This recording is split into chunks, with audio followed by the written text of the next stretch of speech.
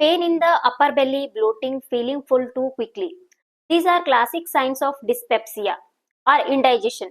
But what exactly is happening inside the body when these symptoms occur?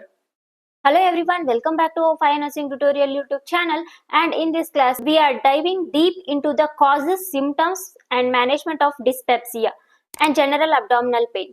Let's get started. Who all have visited first time on this channel, please do subscribe and watch.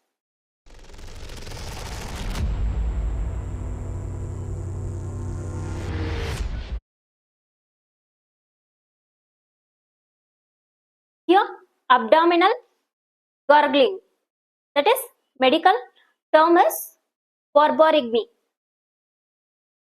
Here, borborygmi is the normal sound from the digestive tract, that is from the stomach and intestine, as muscles push food, liquids, gas and digestive juices through a process called peristalsis. When this process is there, that time peristalsis movement will be there, that time we can hear, we can feel its sound, that is abdominal gurgling. This is also known as borborygmi.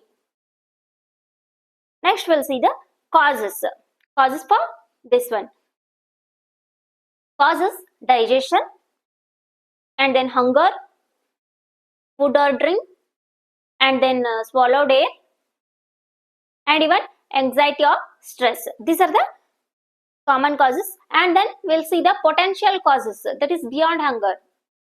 It may be due to the infections, that is gastroenteritis, stomach flu or food poisoning, and then syndromes or diseases, that is irritable bowel syndrome, and then inflammatory bowel disease, and then small intestine bacterial overgrowth.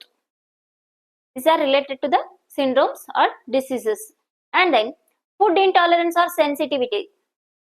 This is due to lactose intolerance or gluten sensitivity. And then next comes to the acid reflux. Can cause gurgling and heartburn. And then next one is swallowing air. Due to this also we can see from gum chewing, straws or fast eating. These are the potential causes. Next we'll see the symptoms here.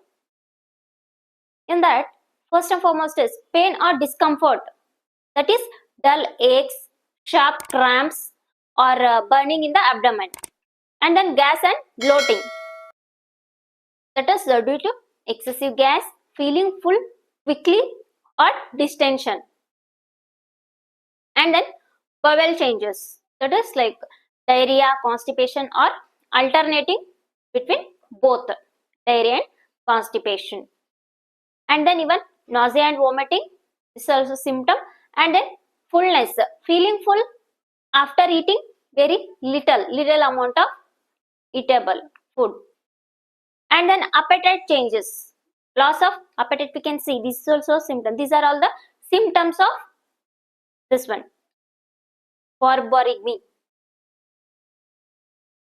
Next we'll see the management. Here in management we'll see the lifestyle and dietary adjustment. First one is a dietary changes. Avoid gas producing foods, beans, certain veggies, and then eat smaller meals. Chew slowly and avoid straws. And then next one is hydration. Drink plenty of water. And then also probiotics. Introduce good gut bacteria through yogurt, kefir or this one supplements. And then stress management. Practice relaxation techniques like meditation, yoga. And then post meal movement. Take a gentle walk after eating to help digestion. And then smaller meals. More frequent meals over large ones. These are the lifestyle and dietary changes. And then when to see a doctor. Here are red flag symptoms. Blood in stool, that is rectal bleeding or blood in your faces. And then unexplained weight loss, sudden or unintentionally shedding of pounds. And then fever, especially with diarrhea. And also inability to pass gas or stool, a potential sign of blockage. And then persistent severe pain that doesn't go away. In these cases, we have to consult a doctor. I hope you all are very clear with the topic dyspepsia, abdominal pain. Please like, share and subscribe to our channel for more informative content. Thank you for watching.